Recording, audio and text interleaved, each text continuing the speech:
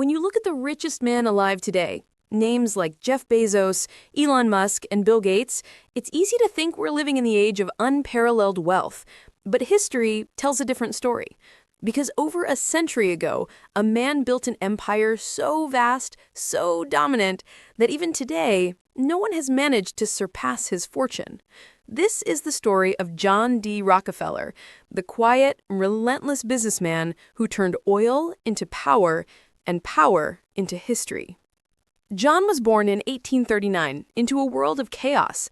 His father, a man called Big Bill, claimed to be a botanic physician. In reality, he was a traveling con artist, selling miracle cures made mostly of snake oil and alcohol. He would disappear for months at a time, leaving his family to wonder if he'd ever return. And when he did, he brought more chaos with him, eventually moving a secret second family into the same household. For young John, he learned early that trust was fragile, but money meant stability. While his father taught him deceit, his mother Eliza taught him discipline. She was deeply religious, and her words became his creed. Willful waste makes woeful want. That lesson stuck. To help support the family, John took any job he could find, raising turkeys, selling candy, doing odd chores for neighbors. He logged every penny earned in a small leather notebook. Even at 12 years old, he was obsessed with numbers. The calm, unshakable logic of a ledger gave him a sense of control in a world that rarely made sense. When the family settled in Cleveland, he dropped out of school at 16 to become a bookkeeper, earning 50 cents a day. He would later say, "I always tried to turn every disaster into an opportunity." That opportunity came 2 years later. When his boss refused him a raise, Rockefeller simply decided to do the job himself. He and a partner opened their own brokerage, buying and selling grain and meats. It was a bold move for a teenager. But by the end of his first year, they'd handled $500,000 worth of goods, an enormous figure for the 1850s. Bankers noticed. Then, in 1859, fate struck oil. 100 miles east of Cleveland, the first successful oil well gushed black liquid from the ground, promising to fuel an industrial revolution. At first, it was refined into kerosene, which lit homes across America. And Rockefeller saw the future flickering in those lamps. He realized the real fortune wasn't in drilling for oil. That was risky, a gamble. The real fortune was in refining it. Refining was where science met certainty. Others could bet on striking it rich. He would control the process that made the oil useful.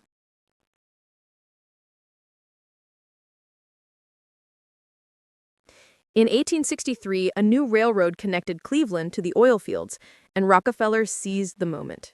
He partnered with a chemist and built a refinery.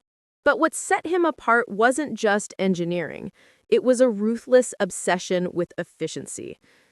Most refineries wasted nearly half their oil. Rockefeller's team used everything. The waste from one process became the fuel for another. They built their own barrels to cut costs. When an employee suggested reusing leftover solder from sealing cans, Rockefeller smiled and said, "Save a cent here, a cent there, and soon it adds up to real money." That one change saved his company a fortune. By 1865, his refinery was one of the largest in Cleveland, but the city had 26 competing refineries. To Rockefeller, that wasn't competition, it was inefficiency waiting to be eliminated. He began buying them out, one by one. He didn't threaten, he persuaded. He'd invite rival owners to his office, show them his books, and explain that his operation was so efficient, he could afford to sell at a loss for months, long enough to bankrupt them. Then he'd smile gently and say, "You can join me and prosper, or fight me and perish." Most took the deal. By 1870, he incorporated his empire as Standard Oil, controlling nearly all refining in the city. His ambitions were just beginning. As he would later tell his associates, competition is a sin. To him, consolidation wasn't greed, it was progress. By the 1870s, oil was America's lifeblood. It fueled the lamps in every home, the machines in every factory, and soon, the engines of a new century. And one man, John D. Rockefeller, controlled nearly all of it. His pipelines stretched for thousands of miles, a steel web across the continent. He cut secret deals with the railroads, securing shipping rebates that let Standard Oil move its product for half the cost of its rivals. To him, this was just business logic. To everyone else, it was ruthless domination. When a small refiner complained that Standard's prices were crushing him, Rockefeller reportedly replied, "Your future is with us, if you have any future at all." He meant it. By 1880, Standard Oil refined over 90% of all U.S. oil. It was a monopoly, the first of its kind in American history. And with that power came immense fear. Newspapers accused Rockefeller of bribery, intimidation, political corruption. But in public, he was a ghost. Calm, polite, always dressed in black. He taught Sunday school every week.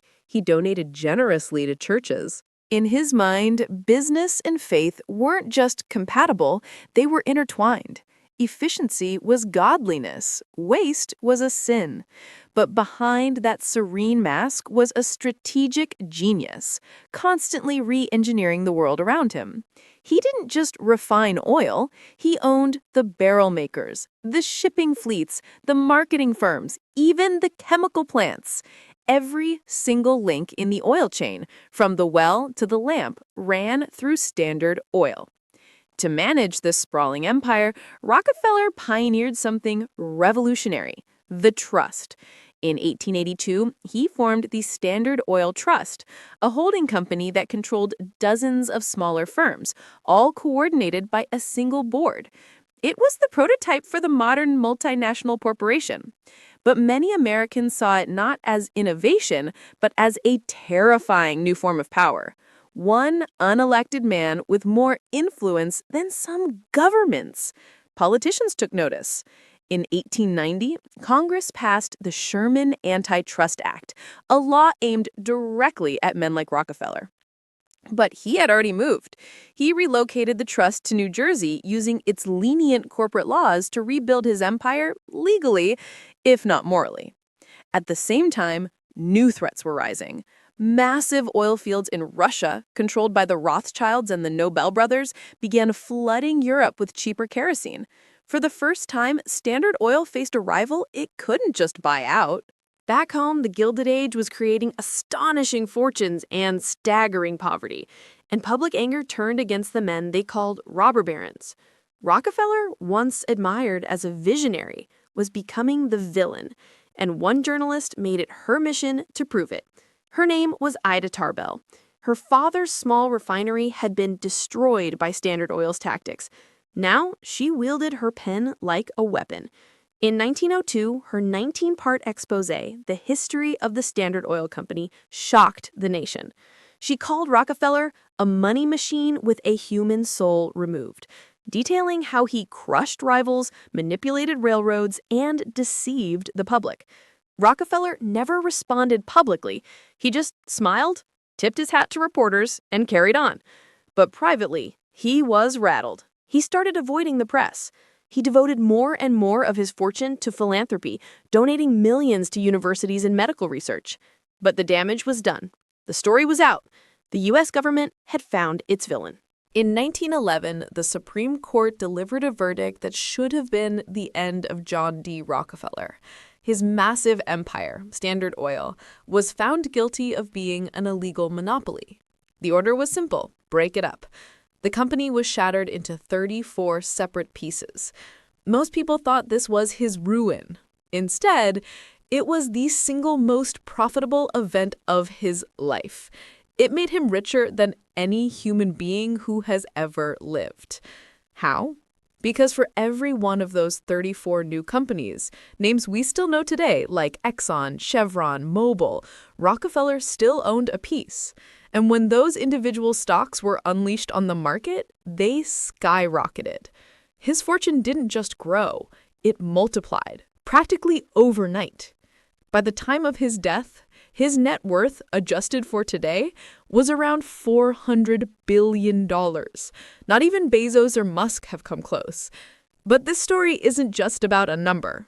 It's about the impossible line between ambition and morality. Between what a person can do and what they should do. So who was he? A visionary industrialist who built the modern economy from the ground up? Or a ruthless monopolist who broke the rules of capitalism to serve his own will? The truth is, he was probably both. After the breakup, the fragments of his empire didn't die. They evolved. They went on to fuel world wars, put a car in every driveway, and lay the foundations of global trade. In a strange way, Rockefeller's creation never disappeared. It just became the world we now live in. And then the man himself began to change. In his later years, John D. Rockefeller, the titan of industry, became something of a saint. He began giving his fortune away with the same ruthless efficiency he'd used to build it. He poured hundreds of millions into founding universities like the University of Chicago and Spelman College. He established the Rockefeller Foundation, which launched a global war on diseases like hookworm and malaria, saving countless lives. It was as if the man who once controlled the world through oil now wanted to be remembered for healing it. But even his generosity had a strange, calculated feel. He was often seen on the street handing out dimes to children. It was a bizarre ritual that made headlines. Reporters called him eccentric, a rich man playing games. But Rockefeller would just smile and say, "A dime is a good start for a young saver." A tiny lesson in thrift from the master of accumulation. And maybe that's the ultimate paradox of John D. Rockefeller. A name that became a synonym for both corporate greed and historic generosity. A man who forged modern capitalism, and in doing so, showed the world the true cost of unchecked ambition. The next time you flip on a light, fill your car with gas, or touch anything made of plastic, you're interacting with the world he built. A world powered by oil, defined by efficiency, and shaped by a relentless pursuit of control. He once said, "The way to make money is to buy when blood is running in the streets." It's a brutal philosophy, but it defined an era. And while Standard Oil is gone, its DNA still runs through the veins of our economy. A reminder that a single person with enough discipline can literally reshape the world, for better and for worse. Hey, if you enjoyed this video, don't forget to hit that like button and subscribe to The Business Lens. It really helps us keep creating stories like this one. And let us know in the comments what company, empire, or business figure you'd like us to cover next. We read every suggestion, and your idea might be the next deep dive on this channel. Thanks for watching, and we'll see you in the next one.